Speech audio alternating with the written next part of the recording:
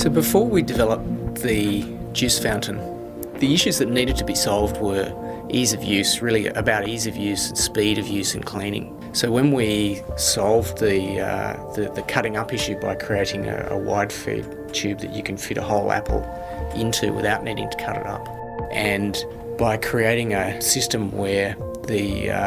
juicing disc is central and runs at very high speed, improving the efficiency of that side with a separate pulp container that could be removed and emptied during the process,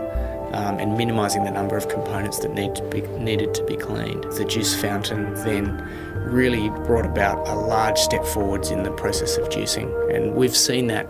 globally now with the success of our products and the growth in the number of users using the juices for juicing.